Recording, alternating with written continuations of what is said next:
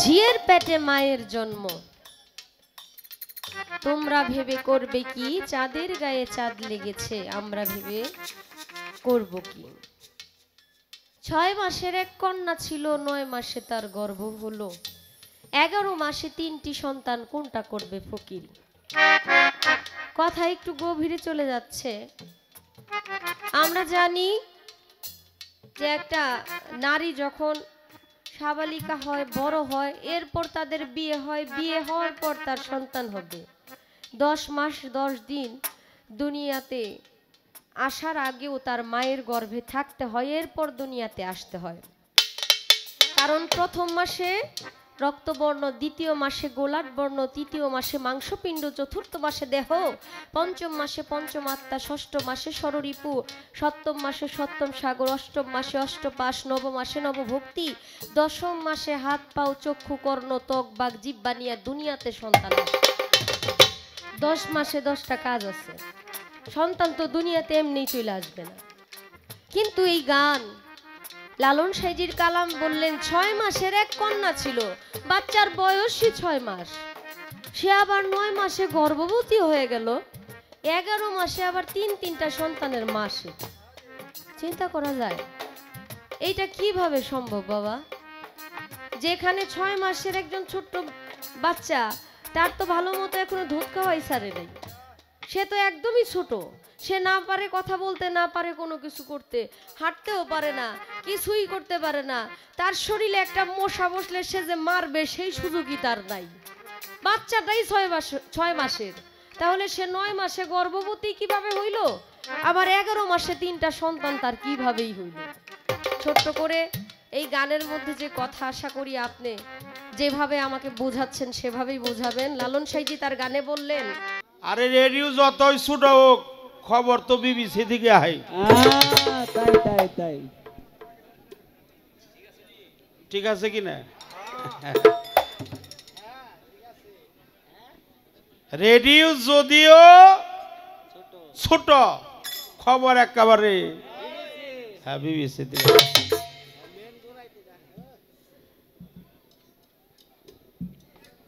ছোট হওয়া অনেক ভালো, এটা সাদা মনের মানুষ যারা, তারা নিজেকে সবসময় ছোটই ভাবে। সবচেয়ে নিষ্পাপ হলো শিশু, শিশুর গায়ে কোনো পাপ থাকে না, থাকে না। হ্যাঁ হ্যাঁ, শিশুর গায়ে কোনো পাপ থাকে না, শিশু হলো নিষ্পাপ। যিনি শিষ্য তিনি গুরুর মনের খবর লয়। হ্যাঁ বেটা, যেজন শিষ্য হয় সেইজন গুরুর মনের খবর লয়। তুমি কিন্তু একবারে কম না,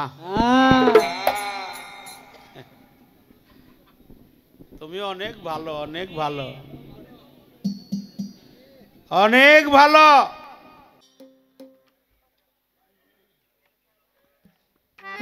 হ্যালো,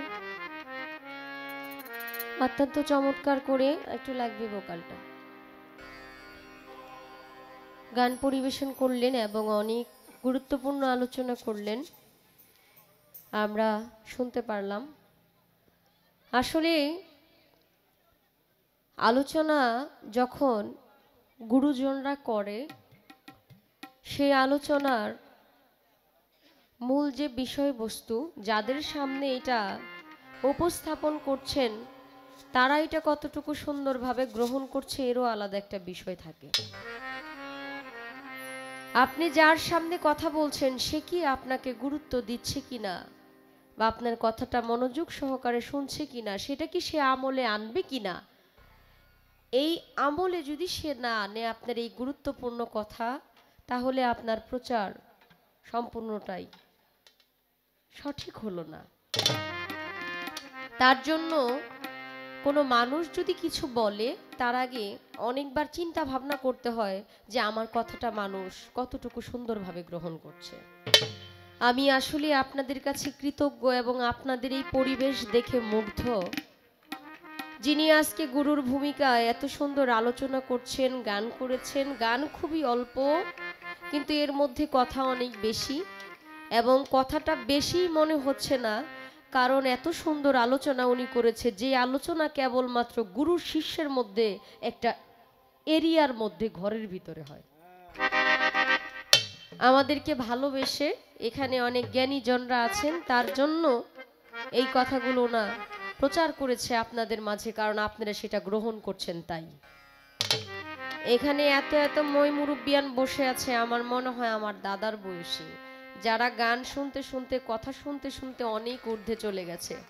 তা আমি নিজেকেও ধন্যবাদ দিতে হয় এই কারণে, আমি যদি এই গানটা না গাইতাম এত সুন্দর কথা আমার বাজান বলতে পারতো না, কারণ কথা বলার জন্য এই সুযোগটা আমি করে দিয়েছি। আমি ভাবতেও পারি নাই আমি এই গানটা গাওয়ার পর আপনি এত সুন্দরভাবে দলিল থেকে তার মীমাংসা দিবেন। আমি অনেক ধন্যবাদ জানাচ্ছি বাবা, আপনি এত সুন্দরভাবে আলোচনা করেছেন, যে আলোচনাটা আসলে আমার গুরুর কাছ থেকে আমি অনেক দিন ঘোরার পর হয়তো বা এই আলোচনাগুলো বুঝতে পারতাম, জানতে পারতাম। এর জন্য ধন্যবাদ জানাই। যেহেতু আমি শিষ্য, আমি শুধু গুরুকে প্রশ্নই করে যাচ্ছি, আমার গুরু কিন্তু বিনিময়ে কিছু চাইছে না, কারণ আমি তো ছোট, যার জন্য বিনিময়ের আশা গুরুরা করে না। গুরু সবসময় দিতে জানে। হাত হইল দুই রকম, এক হইল এই রকম, আরেক হইল এই রকম। এই হাত কিন্তু খুবই সুন্দর, কারণ হাতটা যখন এরকম থাকে কিছু দিচ্ছে এই হাত, আর হাতটা যদি এমন থাকে তবে হাতটা নিচ্ছে কিছু।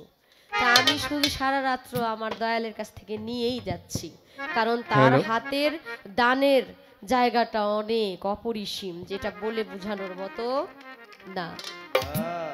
তা আমি যেন আমার গুরুর ভক্ত হতে পারি, শিষ্য থেকে আমার স্থান যেন একটু হলেও উপরের দিকে যায়, আমার প্রতি যেন আমার দয়ালের একটু দয়ার দৃষ্টি থাকে। সবচাইতে বেশি ভালো লাগলো আমার বাবাজি শরীয়ত সরকার বললেন, অন্যান্য শিল্পীদের বেলায় আমি এইভাবে বলি না, বলতে চাইও না, তোমার প্রতি আলাদা একটা অধিকার আছে, তুমি আমার সন্তানের মতো, এর জন্য তোমাকে এই কথাটা বলা। আপনি যে আমাকে ভালোবেসে এই জায়গাটার মধ্যে রেখেছেন, এটাও আমার জন্য অনেক বড় পাওয়া। আজকে অনেক কিছু জানতে পারতেছি, বুঝতে পারতেছি। এতদিন শুধু জানতাম এই মাথার উপরে যে নরম জায়গা, এটা মনে হয় ইঁদুরের গর্ত।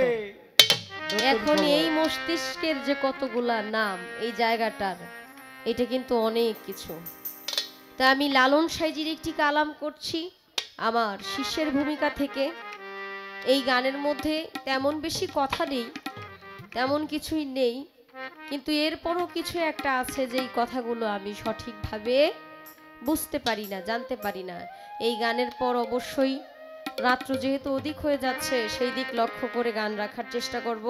ধন্যবাদ সবাইকে।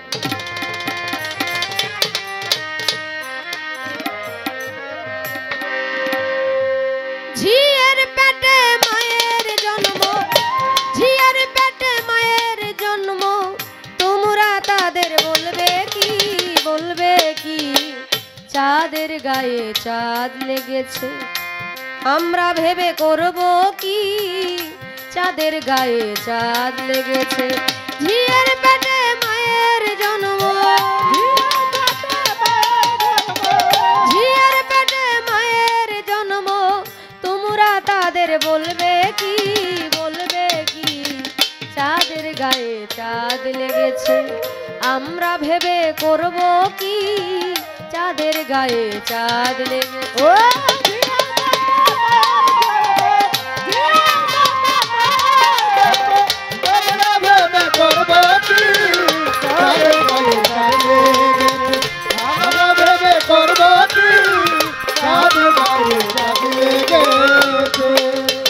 ছয় মাসের এক কন্যা ছিল, 9 মাসে তার গর্ভ হলো, 6 মাসে,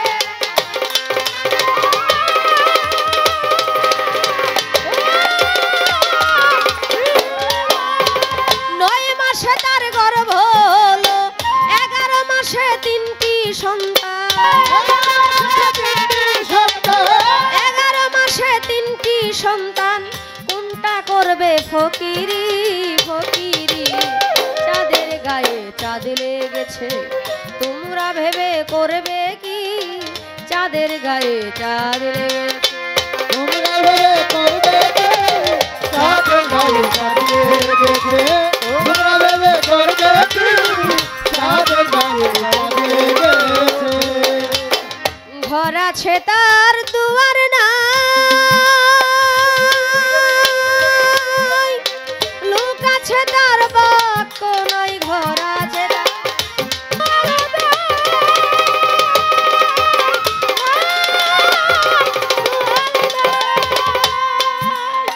ঘর আছে তার বাক্য নাই কে বা তাহার হার যুগায় কে বা তাহার হার যুগায় কে দেয় সন্ধ্যাবাতি সন্ধ্যাবাতি চাঁদের গায়ে চাঁদ লেগেছে আমরা ভেবে করব কি চাঁদের গায়ে চাঁদ লেগেছে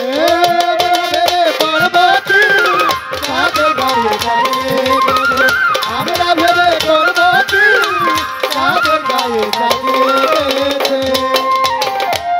ঝিয়ের পেটে মায়ের জন্ম তোমরা ভেবে করবে কি চাঁদের গায়ে চাঁদ লেগেছে আমরা ভেবে করব কি 6 মাসের এক কন্যা ছিল 9 মাসে তার গর্ভ হলো 11 মাসে 3টি সন্তান কোনটা করবে ফকির কথা একটু গভীরে চলে যাচ্ছে আমরা জানি যে একটা নারী যখন সাবালিকা হয় বড় হয় এরপর তাদের বিয়ে হয় বিয়ে হওয়ার পর তার সন্তান হবে 10 মাস 10 দিন দুনিয়াতে আসার আগেও তার মায়ের গর্ভে থাকতে হয় এরপর দুনিয়াতে আসতে হয় কারণ প্রথম মাসে রক্তবর্ণ দ্বিতীয় মাসে গোলাট বর্ণ তৃতীয় মাসে মাংসপিণ্ড চতুর্থ মাসে দেহ পঞ্চম মাসে পঞ্চম আত্মা ষষ্ঠ মাসে ষড়রিপু সপ্তম মাসে সপ্তম সাগর অষ্টম মাসে অষ্টপাশ নবম মাসে নবভক্তি দশম মাসে হাত পাও চক্ষু কর্ণ ত্বক বাগ জিহ্বা নিয়ে দুনিয়াতে সন্তান আসে 10 মাসে 10টা কাজ আছে সন্তান তো দুনিয়াতে এমনি চলে আসবে না কিন্তু এই গান লালন সাইজির কালাম বললেন 6 মাসের এক কন্যা ছিল বাচ্চার বয়সই 6 মাস সে আবার 9 মাসে গর্ভবতী হয়ে গেল 11 মাসে আবার তিনটা সন্তানের মাসে চিন্তা করা যায় এইটা কিভাবে সম্ভব বাবা যেখানে 6 মাসের একজন ছোট্ট বাচ্চা তার তো ভালো মতো এখনো দুধ খাওয়াই সারে নাই সে তো একদমই ছোট সে না পারে কথা বলতে না পারে কোনো কিছু করতে হাঁটতেও পারে না কিছুই করতে পারে না তার শরীরে একটা মশা বসলে সে যে মারবে সেই সুযোগই তার নাই বাচ্চাটাই 6 মাসের তাহলে সে 9 মাসে গর্ভবতী কিভাবে হইল আবার 11 মাসে 3টা সন্তান তার কিভাবেই হইল ছোট্ট করে এই গানের মধ্যে যে কথা আশা করি আপনি যেভাবে আমাকে বোঝাচ্ছেন সেভাবেই বোঝাবেন লালন সাইজি তার গানে বললেন লালন ফকির ভেবে বলে মায়া ছুইলে পুতুরে মরে লালন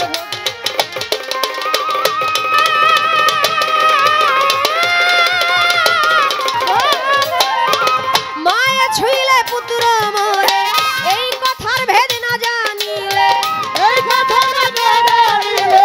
এই কথার মান না জানিলে হবে না তার ফকিরি ফকিরি চাঁদের গায়ে চাঁদ লেগেছে তোমরা ভেবে করবে কি চাঁদের গায়ে চাঁদ লেগেছে তোমরা ভেবে করবে কি চাঁদের গায়ে চাঁদ লেগেছে ঝিয়ের পেটে মায়ের জন্ম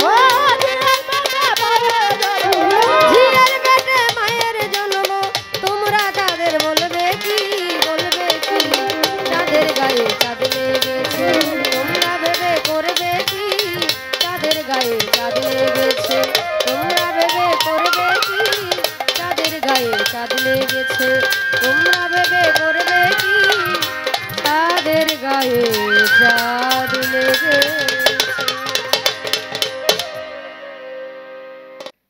ছোট্ট করে পালাগান থেকে গানটা রাখলাম আসলে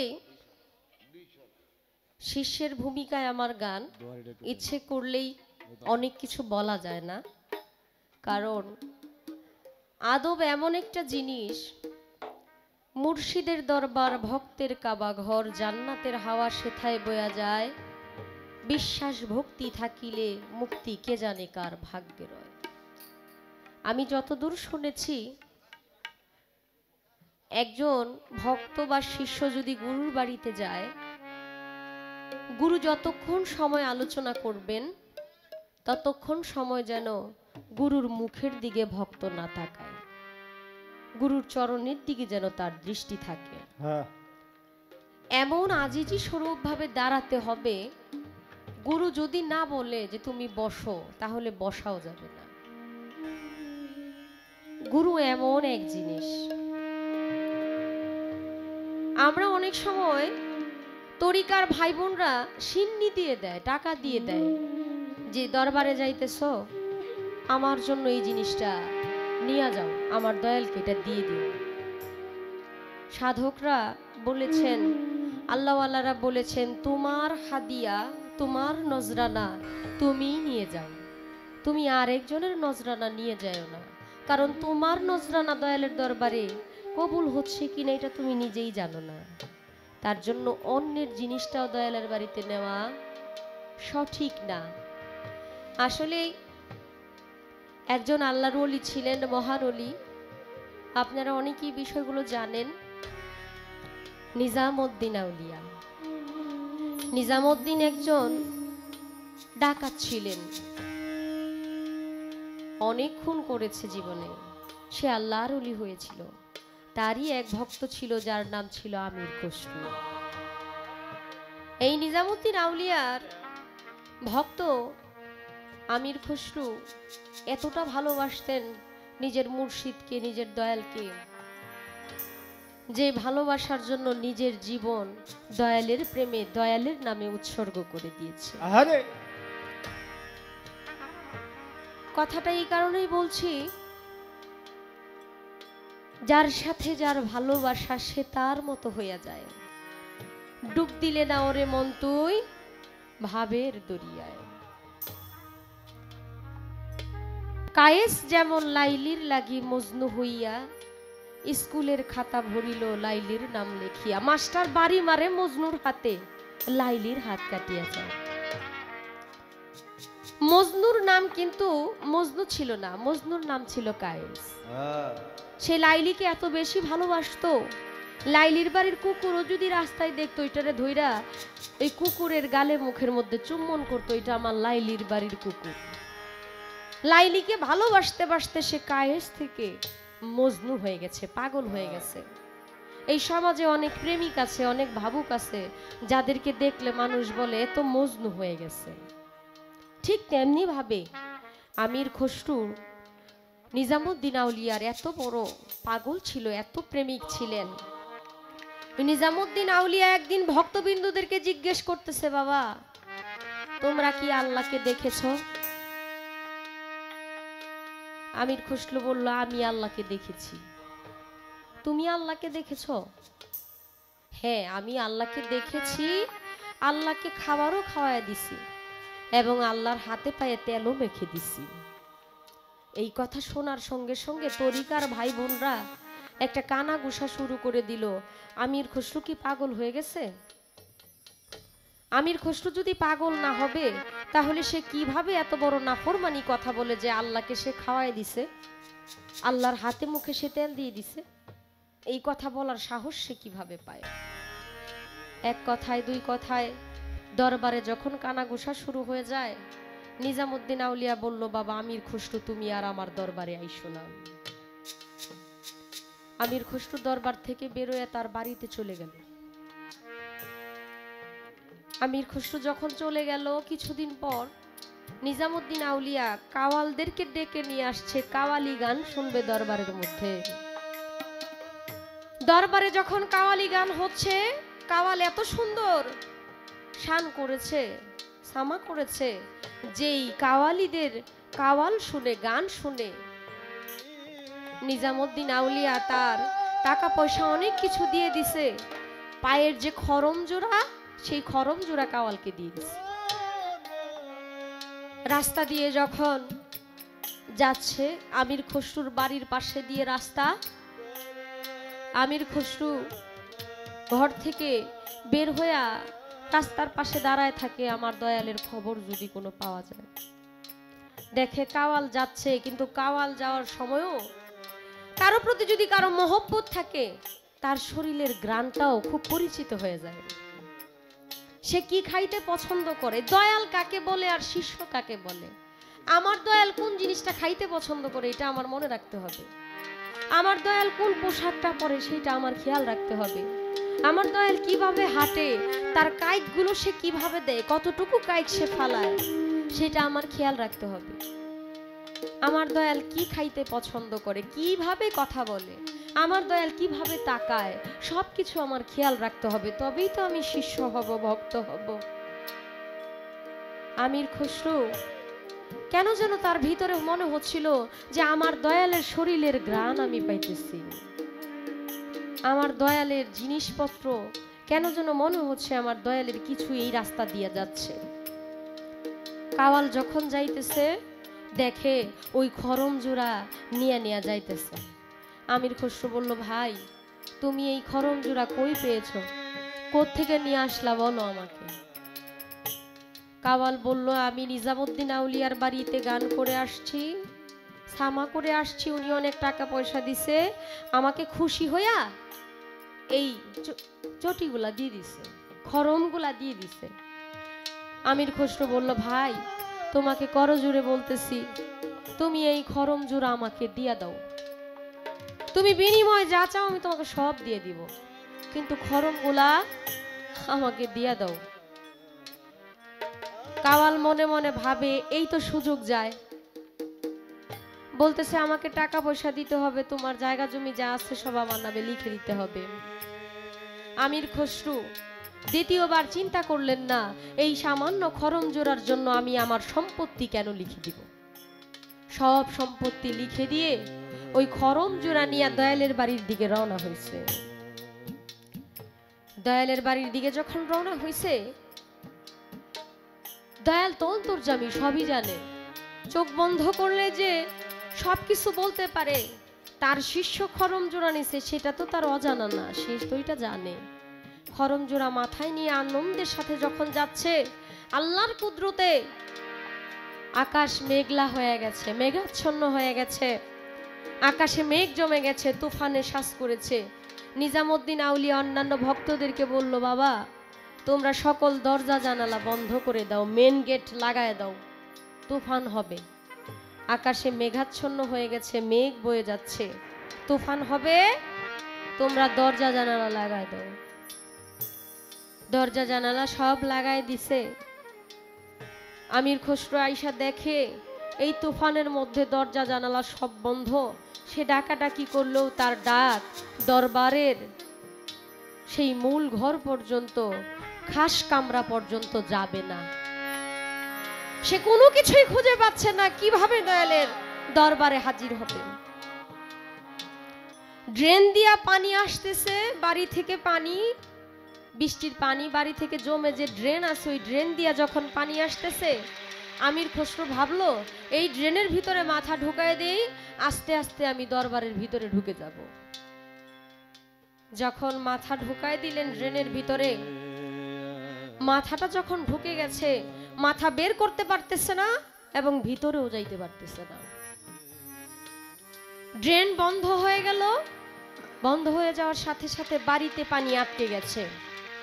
এক ভক্ত ভাই বলতেছে, বাজান ড্রেনের মধ্যে মনে হয় কিছু আটকে গেছে, যার জন্য ড্রেনে দিয়ে পানি বাহিরে যাচ্ছে না, বাড়ি তো পানিয়ে ভরাট হয়ে যাচ্ছে। কয়েকটা কিছু নেও, একটা ধারালো কিছু নাও, একটা চুক্ষা জিনিস নাও, যেটা দিয়ে আঘাত করলে ওই ড্রেনের ময়লাটা পরিষ্কার হয়ে যাবে। একটা চুক্কা বাঁশ যখন নিলেন, নিয়া যখন ড্রেনের মধ্যে আঘাত করলেন, ওই আঘাত আমির খসরুর মস্তিষ্কের মধ্যে লেগে গেলেন। যখন একাধারে আঘাত করতে লাগছে, ওই আঘাতে আমির খসরুর প্রাণ পাখিটা উড়ে গেছে। রক্তাক্ত ওই পানি বাড়ির দিকে আসতেছে, বাড়ির পানি সব, উঠানের পানি রক্তাক্ত হয়ে গেছে, লাল হয়ে গেছে। তরিকার ভাইরা বলতেছে মনে হয় কোনো জীবজন্তু আটকে গেছিল, যার জন্য জীবজন্তুর গায়ে আঘাত লাগাতে মনে হয় সে আঘাতপ্রাপ্ত হইয়া বাড়িতে রক্ত চলে আসছে। তাড়াতাড়ি গেট খুলে দেখি আসলে কি। গেট খুলে যায়, ড্রেনের মাথার মধ্যে দেখে একটা মানুষ।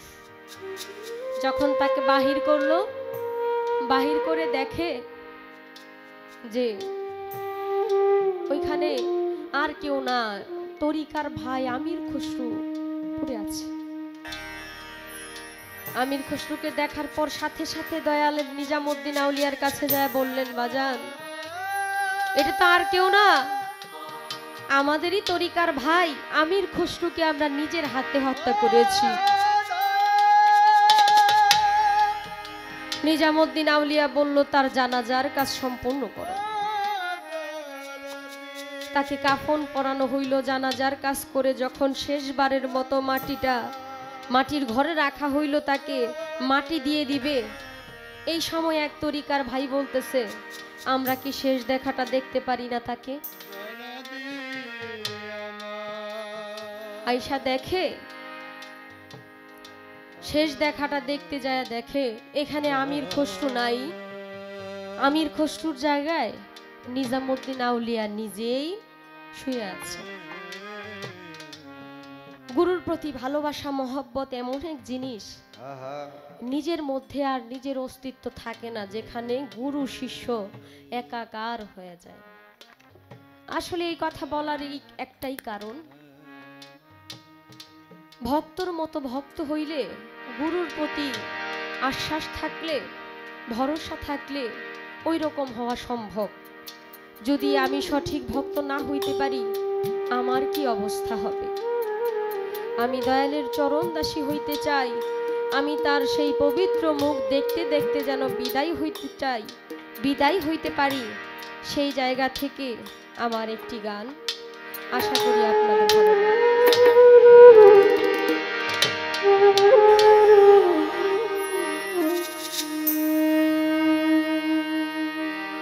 জনমে জনমে দয়াল চাই, থাকবো তোমার চরণ দাসী হইয়া। জনমে জনমে রে রহমান চাই, থাকবো তোমার চরণ দাসী হইয়া। পাপী দেহ শীতল করব,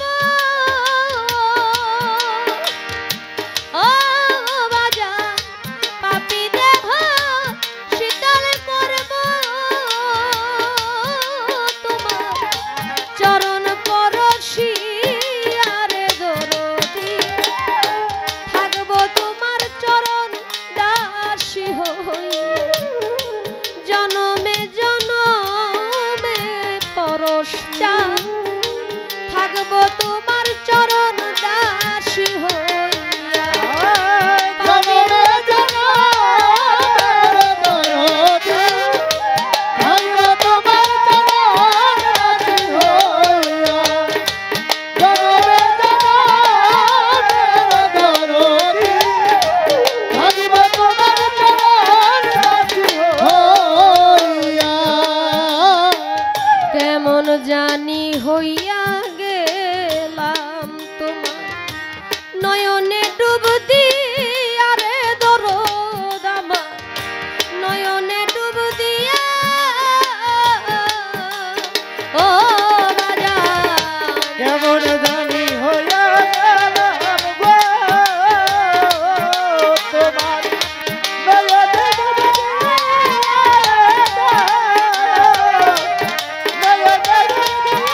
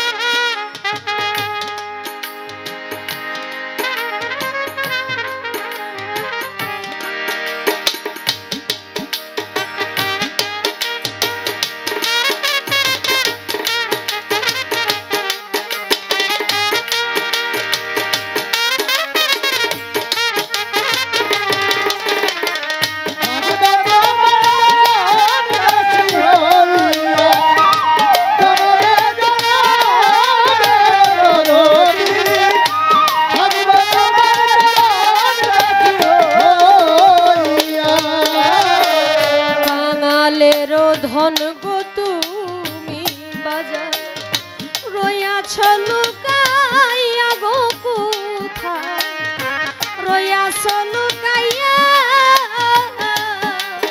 ও বাজান কাঙ্গালের ধন তুমি কোথায় রয়েছ রয়েছ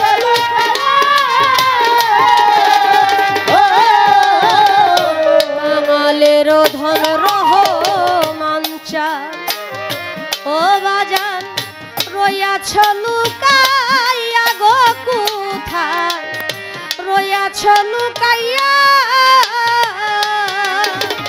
আমি দাসী আছি তোমার দয়া আমি দাসী আছি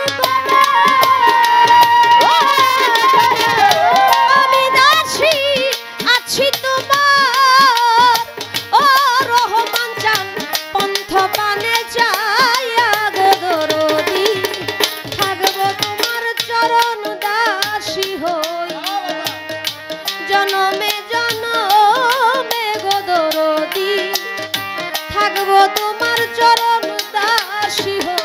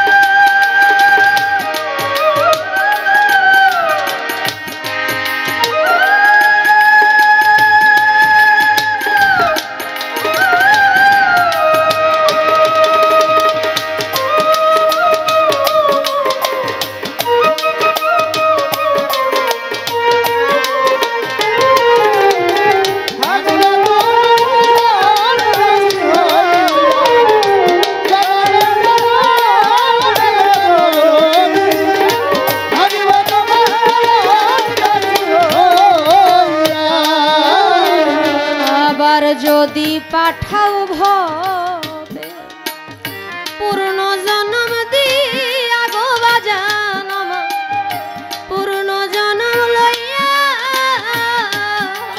ও দয়া আর যদি পাঠাবে দয়াল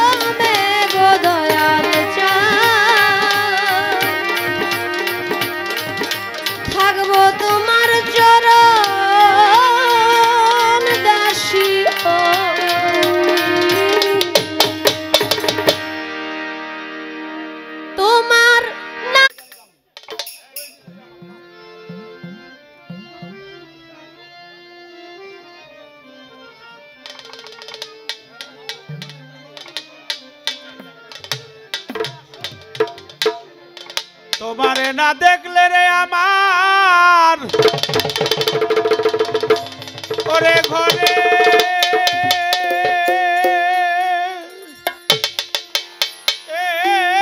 রয় না মনরে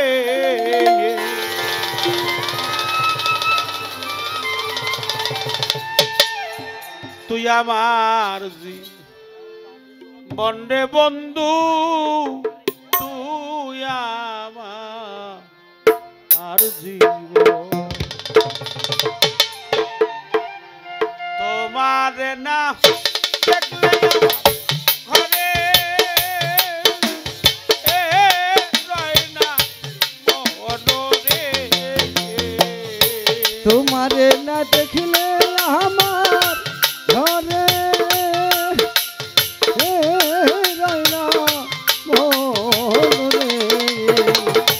তোমারে না দেখলে আমার ঘরে রয় না মনরে তুই আমার কন্ডে মুর্শিদ তুই আমার আর জীবন তুই আমার কন্ডে রহমান তুই আমার আর জীবন তোমারে না দেখিলে আমার ঘরে রয় না মনরে। তুই আমার জীবন রে বন্ধু তুই আমার জীবন। তুই আমার জীবন রে বন্ধু তুই আমার জীবন। শহরে বন্দরে গুড়ি পাইতে তো অরস আমি শহরে বন্দরে ঘুরি পাইতে শহরে বন্দরে গুড়ি বাজার পাইতে তো অন্ধের চোখে মনি তুমি সাতরা জানো তরে অন্তর চোখে মানে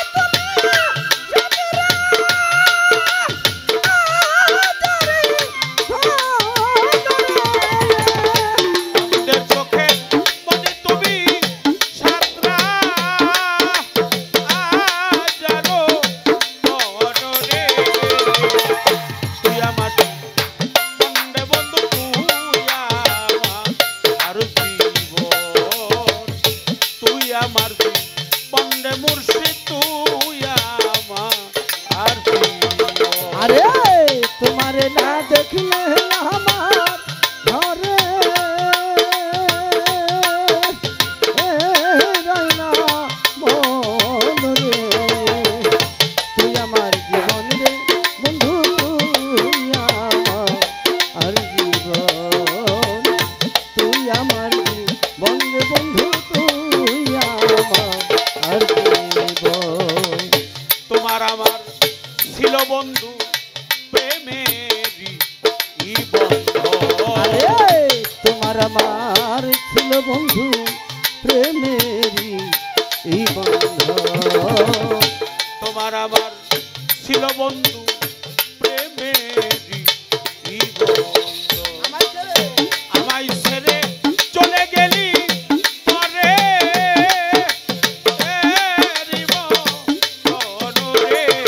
এখন আমায় ছেড়ে চলে গেলি পরে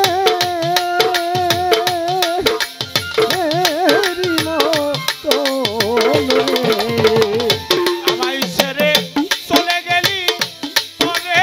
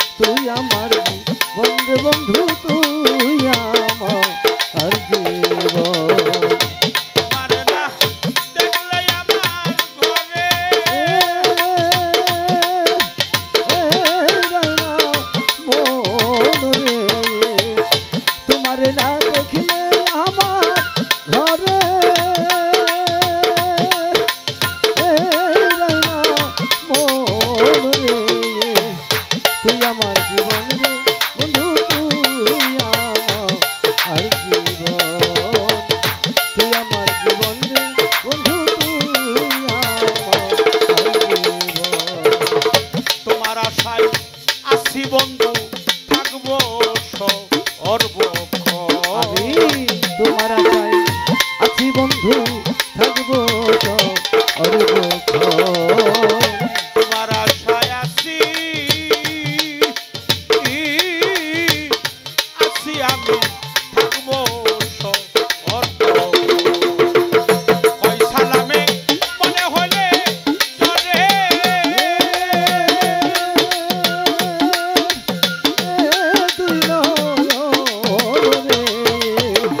কই সালামে মনে হলে ঘরে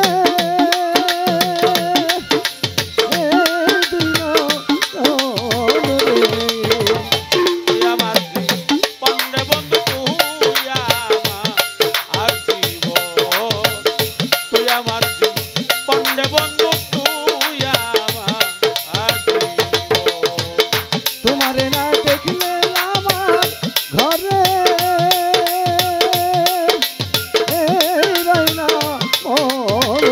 টালটু ভাই তোমারে না দেখলে আমার ঘরে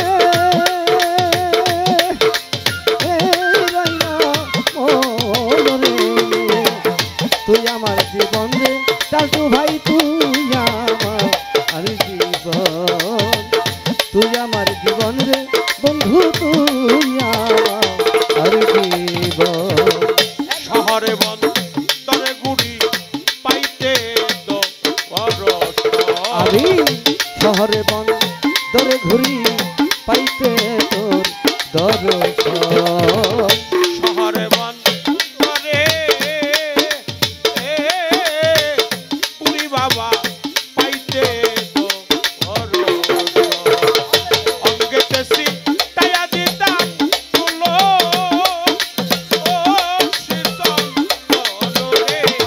তোমার অঙ্গেতে চিটা দিতাম তুলো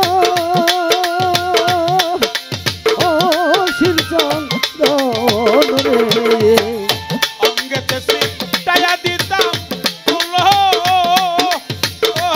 শীতল রে তুই আমার পন্ডে বন্ধু তুই আমার জীবন তুই আমার পন্ডে বন্ধু তুই আমার জীবন তোমারে না দেখলে আমার ঘরে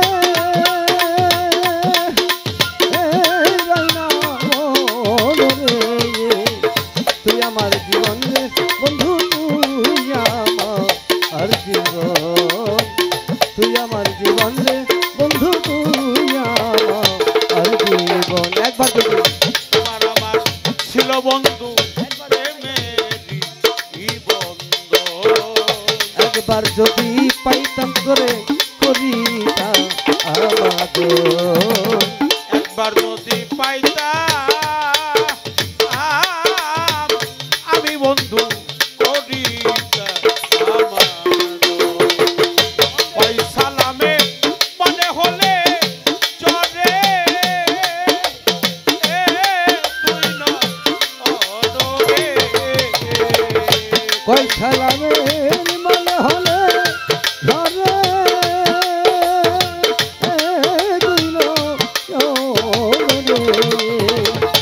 ওই সালামে মনে হলে চলে তুই নরে তুই আমার বন্ধু তুই আমার জীবন তুই আমার পন্ডে বন্ধু তুই আমার জীবন তোমারে না দেখলে আমার ঘরে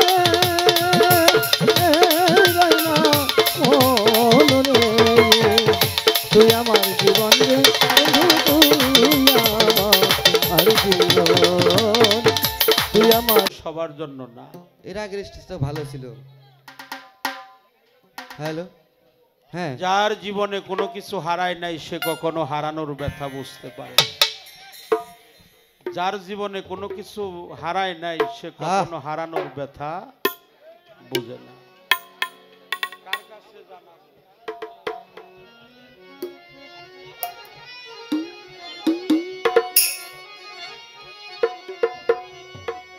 অনেকেই মাকে হারিয়েছে, অনেকেই বাবাকে হারিয়েছে, অনেকেই রহমান চানকে হারিয়েছে। মুর্শিদ হারানোর যে কি যন্ত্রণা,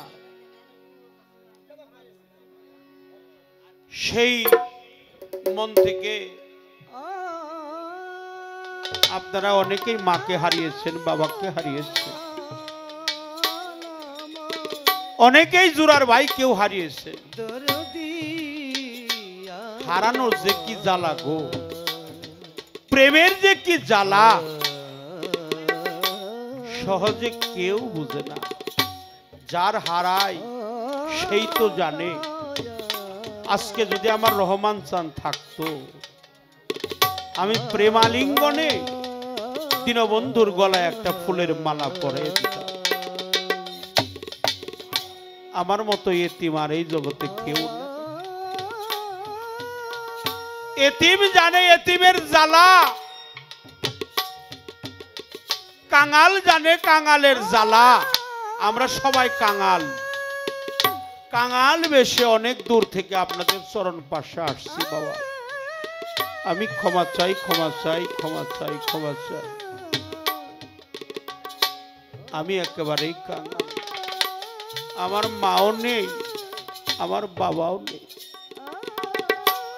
আমার ঘরে যদি পাগল একটা মা থাকতো, আমি আমার মাকে মা বলে ডাকতাম। আমার ঘরে যদি অন্ধ একটা বাবা থাকতো গো, সারাদিন পরিশ্রম করে গেলেও যদি আমার বাবার মুখটা আমি দেখতাম, তাহলে আমার মনের সকল ব্যথা দূরীভূত হয়ে যাইত। আমার কেউ নেই।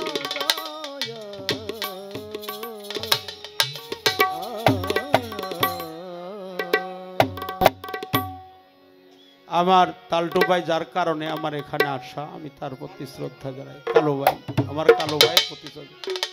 ওরে আমি কার কাছে যা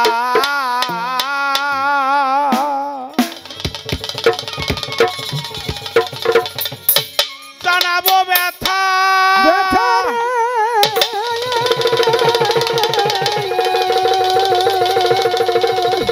ওরে মনের মানুষ কোথায় পাবো, পুরা মনের ব্যথা।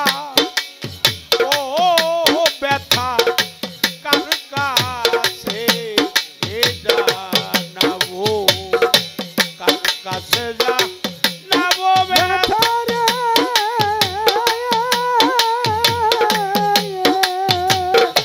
কালু ভাই আমার মানুষ কোথায় পাবো, পুরা মনের ব্যথা।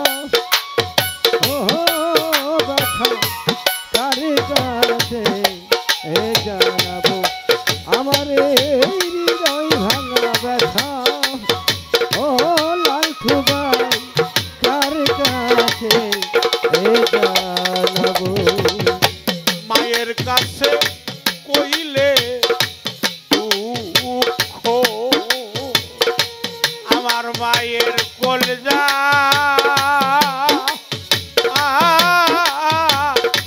ফাইটা রে আমার মায়ের কাছে কইলে দুঃখ, আমার মায়ের কলজা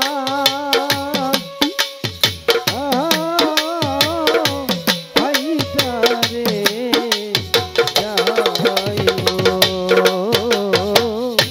মায়ের কাছে কইলে দুঃখ,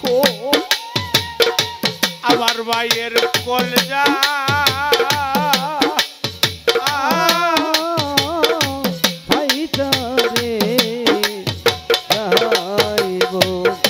বাজান রে কইলে দুঃখ রে,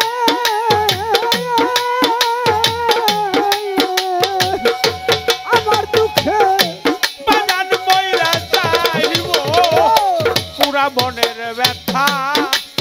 ও রহমান বাবা কার কাছে জানাবো। আরে বাজান রে কইলে দুঃখ রে,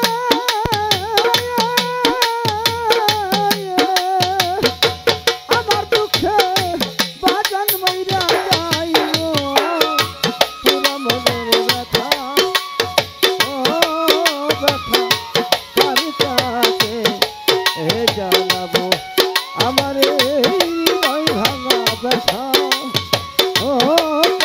ভাই কার কাছে জানাবো নদীর কাছে কইলে দুঃখ,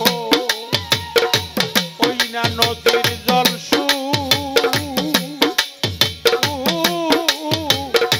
খাইয়া রে যাই। আমি নদীর কাছে কইলে দুঃখে আরে নদীর জল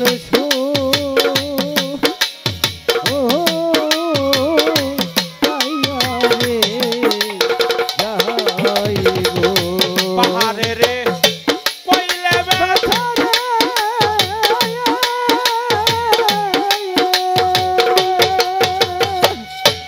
আমার দুঃখে পাহাড় বইলা যাইব, পুরা বটের ব্যথা ও রহমান বাবা কার কাছে জানাবো। বাজানে কইলে দুঃখ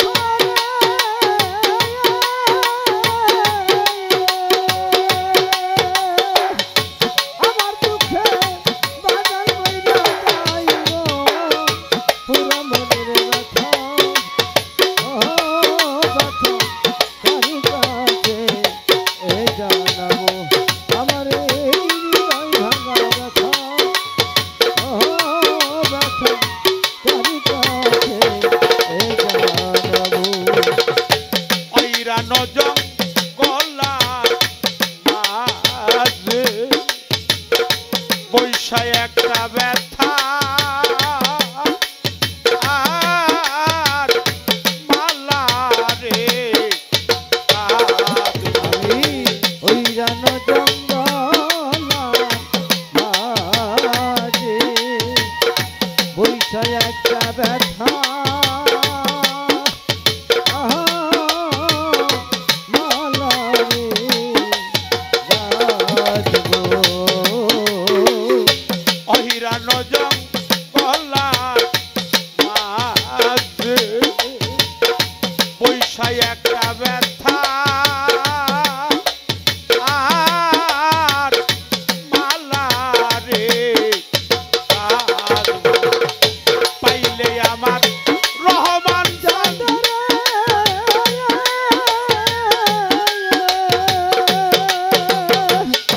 ব্যথার বালা তার গলায় পরাবো, পুরা বোর্ডের ব্যথায় আমার বাহারানো ব্যথায় আমার বাবা হারা ব্যথা ও রহমান আমি কার কাছে জানাবো। আরে পাইলে আমার রহমান চন্দ্র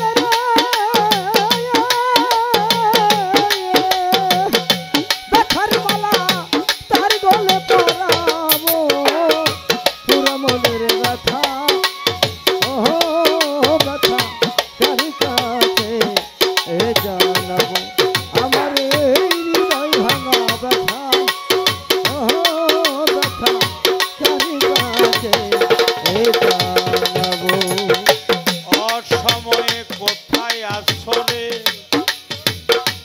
আমার দয়াল চাঁদ, আমার যত মনের দুঃখ তোমার রে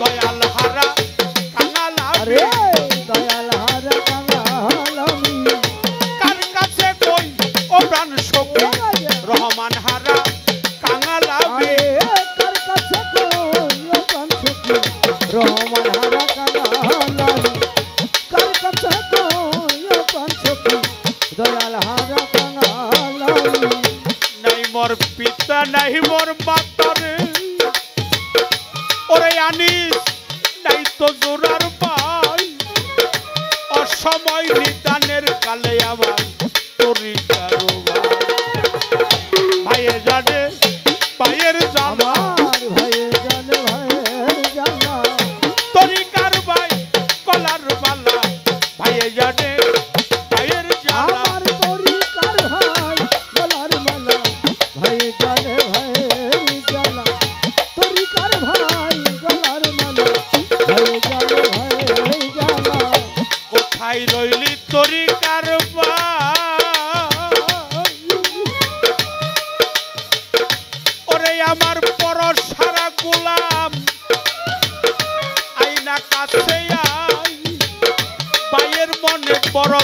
ঘরে যার মরছে জোড়ার ভাই আইরে ভাই বক্ষে আয় আইরে ভাই বক্ষে আয় বুকে লইয়া প্রাণটা জুড়ায় আইরে ভাই বক্ষে আয় আমার বুকে লইয়া প্রাণটা জুড়াই আইরে ভাই বক্ষে আয় বুকে লইয়া প্রাণটা জুড়াই আইরে ভাই বক্ষে আয় ভাই জানে ভাইয়ের দরদ রেজার মরছে জোড়ার ভাই পাইসুকে কারবালার মাঠে হুসাইন পানি জোড়ার কবুতর যেমন রে ওরে বাজান জোড়াই জোড়াই ঘুরে আমার জোড়া কোথায় রইল এই বব সংসারে ভাইয়ে জানে ভাইয়ের জ্বালা ভাই জানে ভাইয়ের জ্বালা তরিকার ভাই কলার মালা ভাইয়ে জানে ভাইয়ের জ্বালা গলার মালা ভাই জানে ভাইয়ের জ্বালা তরিকার ভাই গলার মালা ভাই জানে ভাইয়ের জ্বালা মাতা নাই মোর পিতা নাই গো নাই তো জোড়ার পাই অসময় নিদানের কালে আমি কার ছায়ায় দাঁড়াই আজকে আমার রহমান চান্দের আশেক যারা দেখলেই চেনা যায় কোন বনে লুকাইল রে তরিকার বাবা হারা কাঙ্গাল যারা এই বাবা হাজা কাঙাল যারা চোখ দুটি তার চলেই বড়া বাবা হারা কাঙ্গাল যারা চতুর্থী তার জলেই ভরা বাবা হাজা কাঙাল যারা চতুর্থী তার জলেই ভরা বাবা হাজা কাঙাল যারা পাগল একটা বাবা থাকলে রে ওরে আমি বাবা কইতাম তবে অন্ধ একটা মা থাকিলে আমি মা কইতাম তবে নাই মাতা নাই পিতা নাই মাতা নাই পিতা কেউ বুঝে না মনের ব্যথা নাই মোর মাতা নাই মোর পিতা আমার কেউ বুঝে না মনের ব্যথা নাই মাতা নাই পিতা কেউ বুঝে না মনের ব্যথা নাই মাতা নাই পিতা গুরু জানে ভক্তের জ্বালা রে এই ভব সংসারে মাই জানে সন্তানের জ্বালা এই ভব সংসারে আজকে আবার রহমান কোথায় কোথায় রইলা রহমান স্যার দেখা দেওয়া মানে তোমার ইসমাইল তোমার ডাকে রহিলে কোন দেশে দয়ালে সে হাউ কান্ডারি দয়াল সহকান্ডারি দেব আজকে পবের পানি ওই দেশে হাউ কান্ডারি আমি দেব আছে ভবের পারি দয়াল সহকান্ডারি দেব আছে ভব পারি মুর্শিদ সহকান্ডারি কইব না কইব না ব্যথা আমার ব্যথা সামা আর দিয়া রে রাগ আমি কইব না ব্যথা আমার ব্যথা সামা দিয়া রে রাগবো। কইব না কইব না ব্যথা আমার ব্যথা সামা আর দিয়া রে রাগ তোলা সান্ডে দিয়া ব্যথা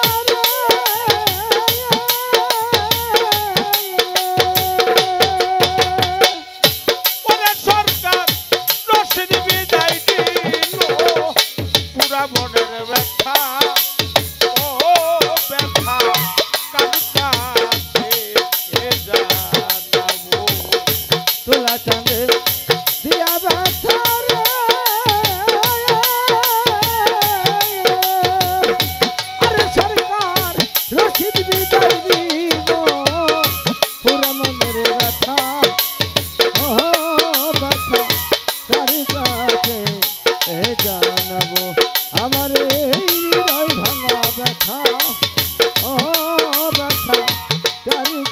কাছে জানাবো।